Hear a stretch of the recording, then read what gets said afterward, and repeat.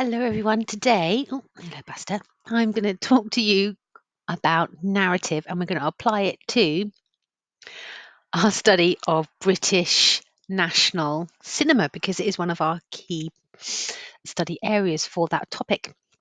So, with British film, we also study ideology. So, we're going to be tying in at some points as well these narrative ideas with these ideological factors. So, with ideology, we are taking, as you know, a social, political, ideological approach. And that means we are looking at how, like, the politics and the makeup of society at the time, how the film is kind of like exploring and talking about some of those particular issues. Okay, so narrative is also a huge part of how films make meaning. And what some people tend to do when they're talking about narrative is they tend to um, get a little bit bogged down in telling me what characters say and do. And that's not really what narrative is. Narrative is the way the story is told. Okay, so that means narrative is how we find out information. Do we find out this information through a character's particular perspective? Do we find out information through before or after our protagonist, for example? Do we find out information in a chronological or non chronological order? Do we have several lines of action in which this action is told to us? Are we given several different perspectives? And all of those things alter how we perceive characters and situations. And that's where the ideology bit comes in, because what the meaning that we're getting out of those perceptions are where we can bring in our ideological values and discussions. Okay, so when it comes to narrative, there are two different camps in terms of how we can think about the structure. There's a structuralist approach, which is what we call our binary oppositions approach, which is good versus evil, light versus dark, us versus them, human versus zombie. And we have a formalist approach, which is all about some of the delicacies between story and plot. Where's my cursor gone? Good. Okay, so our first approach we're going to talk about a little bit further is structuralism. So, as I just said, structuralism is our binary oppositions approach. Now, this is, I think, one of the best ones to talk about in an exam response. If you're gifted with an exam question that is very open and is asking you to choose an area of narrative to discuss, then I would go for binary oppositions. It is also important that you remember what structuralist and formalist approaches are, because you could get asked about what structuralist approach or what formalist approach do you want to discuss. But I think that the structuralist approach is a really great gateway into talking about a lot of different types of meaning within a binary opposition. Okay, so you need to know, and you need to know confidently, what the binary oppositions are within our two films. So the big one is this kind of us versus them binary opposition. And the reason why that's a really good one to discuss for this narrative question is because it's going to allow you to talk about ideology. Okay, so remember that us is the audience, the mainstream. Okay, so the audience and mainstream, and then them is something that we consider. Remember this film word, other. So something that is other to the norm. Okay, so a different way of believing, a different way of living, a different set of ideologies. Oh, you can sit down, Buster. There we go. Good boy. So a different like style of thinking, a different sexuality, anything that is deemed different to the norm. We call in film studies, we call it other. So that us versus them binary opposition is really useful. But in your essay responses, what you really must do is you must explain that binary opposition a little bit. Don't just drop that one in there, because it's actually quite a complex one. So explain it a little bit. Other binary oppositions might be between two characters. So you could have Sean versus Ed, Renton versus Begbie, something like that. But remember that these binary oppositions are gateways to allowing us to talk a little bit more about. I'm just going to move this so that you can see what's underneath there. These binary oppositions are gateways to have bigger discussions about ideology. Okay, so if you are talking about a gender divide or a class divide, so a binary opposition might be male versus female, or it could be Scotland versus England, or it could be for Sean, you've got. Let me think of some others for Sean. You've got violence and passivity, perhaps. So with train spotting, you've got addiction versus and sobriety.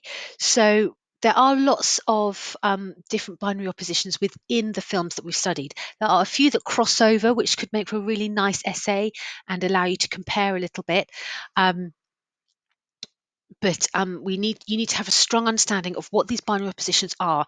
You are not going to have to talk about a load. It's not about quantity in your essay responses. Okay, it's not about I'm going to talk you through 5 different binary oppositions that I think are in each film. Hold your horses. Two at best. Okay, so it's not about how many binary oppositions you can name. It's about explaining them carefully and really, really importantly, explaining how they are then visualized by the director within a scene. And that is all the time that you'll have. So just going through some of the bullet points here, this presentation has been put together using the specification guidance from the exam board. So I'm just going through everything that is in this presentation. That is all that you can be asked about in the exam. So I'm just going through them step by step. So, binary oppositions, do they change as the film progresses? As our protagonists go on their journey, do their attitudes change? Are the binary oppositions, are they quite polarized, which means quite very, very, very different at the beginning, and then towards the end, do they start to merge? Do things get a little bit more complicated? We know in train spotting that Renton's point of view flips completely at the end because we have those two contrasting manifestos at the beginning at the end. So we can see and you can quote and you can see in the visuals of the scene how Renton has changed. And so therefore these binary oppositions have evolved. Okay. And with Shaun of the Dead, Sean's journey into kind of manhood really, because he starts out as such a man child, doesn't he? And then he goes on his hyper real, consequence free massacre of these zombies. The zombies don't matter because they're other, right? So the massacre of these zombies. So it will be and he comes out the other end slightly more mature, just about on the surface. He's replaced Ed with Liz, which is a more adult relationship. But has he really matured? That's maybe something that you can debate in your essay. And most importantly, I want you to remember, I can't say this enough, and it gets really, really frustrating. Half your marks are based on your scene analysis. Okay, half of your marks. So your scene analysis should be about half of your essay. So that doesn't mean just like mentioning one thing in a scene and moving on. You've got to mention at least 3 things from a scene, 3 valuable things from a scene. And with when you're talking about narrative, you might want to talk about mise en scène or cinematography or performance, perhaps. If you're talking about how binary oppositions have evolved and changed over the course of the film, then that means that your opening and closing sequences are going to be really valuable there in terms of talking about, okay, we can see this change on screen. These are all the things that are different between the opening and closing sequences. That's why in your workbooks we've got those comparative opening and closing scene analysis sections. Remember, for this exam, you don't have to compare. There are going to be some moments, I think, when you're going to be having quite a valuable comparison to be made between the structure of the 2 films, but there's no need to go into lots of deep comparison.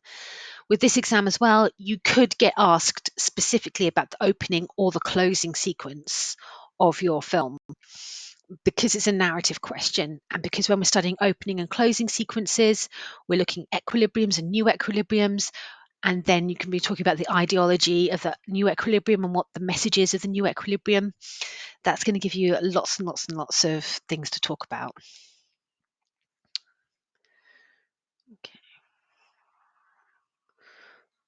Okay, now formalism. So remember, structuralism is just binary oppositions. Okay, formalism, there's a few more things to think about with formalism. Okay, so we're just going to go through these. We're going to go through some of the terminology. Okay, this is straight from the exam board. Let me just move myself out of the way again. Ooh, ooh. Oh, okay. So it's about how the story is told. Let's see here. Formalism looks at film structure and recognizes the difference between story, which is the events of the narrative, and plot. That's the way in which we hear about these events. Okay, the story has a very clear beginning, middle, and end, but the plot is how it's shown to us. Okay, the plot might jump about all over the place, like in Train Spotting. Okay, the narrative, the plot goes forwards and it goes backwards and goes to and fro. Remember that that is echoing the fragmented mental state. The narrative is fragmented. Renton's brain is fragmented. It's non-linear. A linear narrative goes beginning, middle, end, and it's a very simple one line. Non-linear means that it's not in that neat straight line. It'll go, oh, I'm going to jump to this bit of the narrative, go back, skip, back, forwards, back, skip, and go to the end. So, and Train Spotting is sort of like not essentially linear at all. The best word I think to describe Train Spotting is that it is fragmented, like Renton's thought processes, because that's a really nice little add on there that is sort of like mirroring his brain. Okay, so this is relevant to Train Spotting in particular. So with Shaun of the Dead, it's a very sort of like simple kind of like chronological linear journey. Okay, Sean's narrative, he's an everyman character and he goes from zero to hero. Use that phrase. That's quite nice, isn't it? So Sean goes from zero to hero. He goes from this Gen X slacker type character to the red bandana with the cricket bat, and it's a real sort of like heroic vision. So from zero to hero, whereas Train Spotting jumps about. So we're just going to look at some of the language that we use to describe Train Spotting's narrative trajectory. Okay, so within Train Spotting, we have flash forwards. Let's see, he starts, he's chasing. Oh no, it's a flashback, isn't it?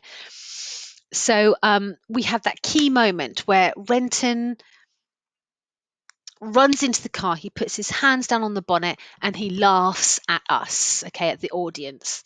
And then that moment is repeated about 40 minutes later on, and we realize, oh, this is all, that whole section has been flashback. And the reason that that point has been chosen for Renton is because that's when he gets caught by the police. That's when the state starts to intervene. Remember ideology here, social political. So the state is now intervening here. He's caught by the police and his parents, and they kind of drag him out of that state of addiction. And it's a really painful process. So technically speaking, we have a flash forward, okay, which is a form of ellipsis. English students, okay, you'll be familiar with some of these terms. So an ellipsis is where we have a gap or a space in the narrative. It might be a day, it might be 6 months, it might be 10 years, it might be an afternoon. Okay, films condense time into like 90 minutes to 2 hours. So Train Spotting, I think that the timeline of that, I think it's maybe a year or so of Renton's life, perhaps, but it's condensed down into like a 90-minute film. And the way they do that, obviously, because we don't spend 2 years watching it, is that there's ellipsis. We don't see everything. There are time jumps. The biggest time jumps in this are, we know that Spud goes to prison for 6 months and Renton moves to London. There's an ellipsis there, I think, of around 6 months potentially. And there's all these little jumps. So it could be a day, it could be an afternoon. And that's the thing with train spotting, is that time is really blurred. Because Renton's high, he's got a sort of like a very fluid understanding of time at those points. And so we have, oh, I'm going to cough, excuse me.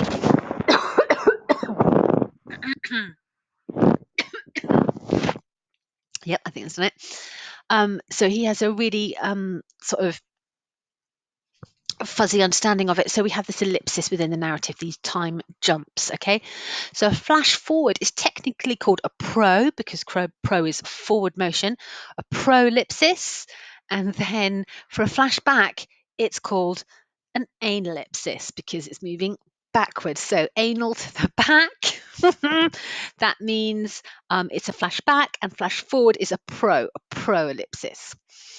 Okay, so the key thing here is we're using that language to academically describe how Renton's fragmented thoughts are shown to us on screen, okay, in a fragmented order. We have ellipsis, we have proellipsis, okay, it's non-linear. And so we have that moment that we return to when he's hit by the car. That moment is significant. That's his lowest point. But then after he's been hit by the car, that's when his life he starts to claw his life back after that point.